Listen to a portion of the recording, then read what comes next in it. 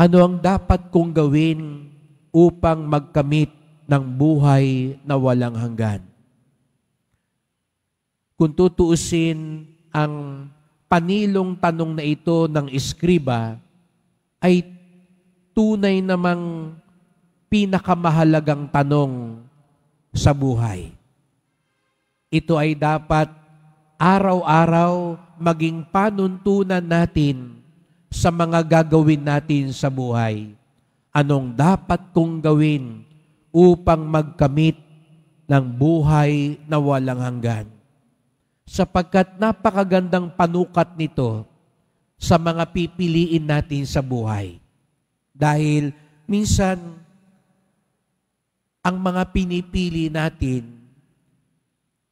akala natin mahalaga, akala natin kasiyasiya, pero kung atin palang sukat na titignan at pag-iisipan, hindi ito maghahatid sa buhay na walang hanggan.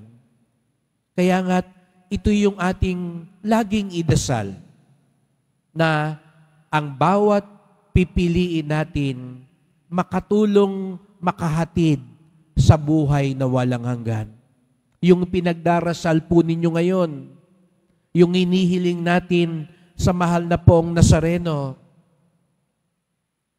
sana ito'y maghatid sa buhay na walang hanggan.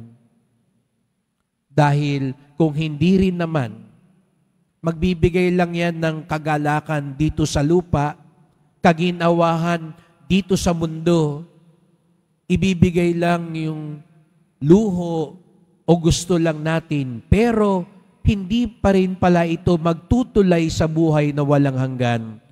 Hindi yan ang tunay na biyaya. Kaya nga, ipinakita sa Ebanghelyo ngayon, yung pagmamahal sa Diyos at pagmamahal sa kapwa, isa ito sa magiging daan patungo sa buhay na walang hanggan. At pinaligom ito ni Jesus Nazareno, sino nga ba ang aking kapwa? Hindi ito yung kakampi ko lang, kakilala ko lang, kababayan ko, kamag-anak ko.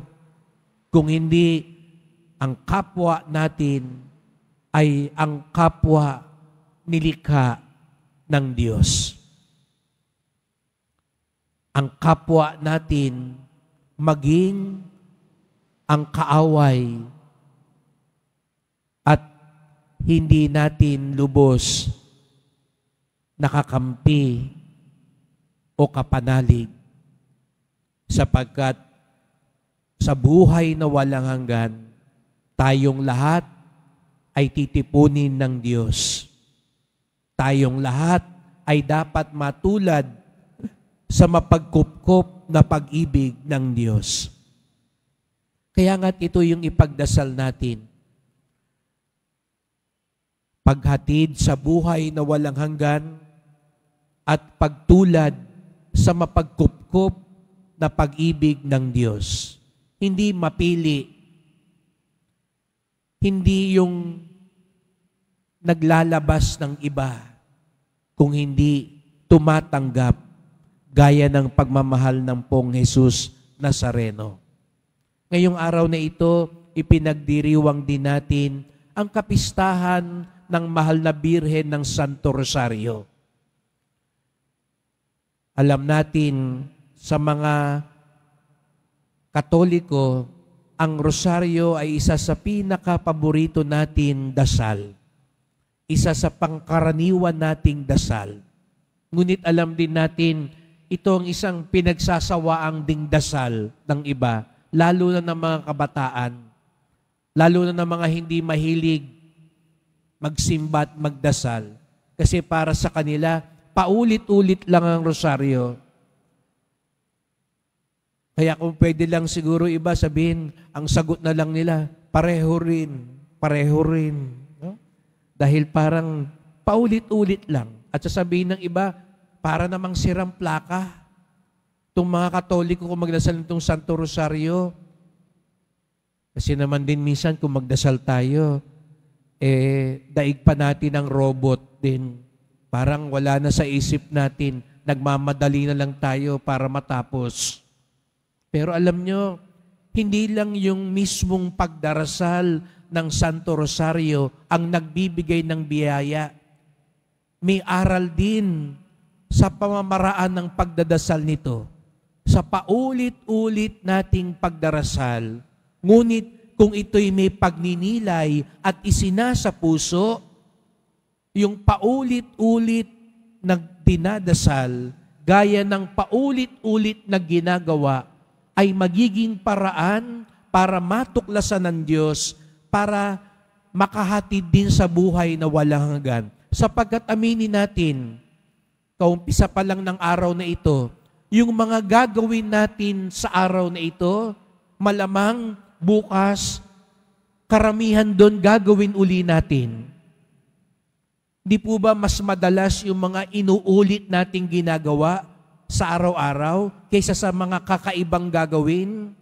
Siguro may isa o dalawa ka lang kakaibang gagawin ngayon na hindi mo gagawin bukas. Pero yung kadalasan mong gagawin ngayon, ultimong pagsisimba mo, pagluluto mo, paglalaba mo, paglilinis mo, pagtatrabaho mo. Hindi po ba ito yung mga pang-araw-araw nating ginagawa? At ang isang itinuturo ng Santo Rosario, yung mga paulit-ulit mong ginagawa, kung ito'y may pagninilay at pagmamahal, diyan mo matatagpuan ng Diyos. Diyan ka ihahatid sa buhay na walang hanggan. Hindi tayo kailangan mag-antay ng piyesta para lumapit sa Pong Nazareno.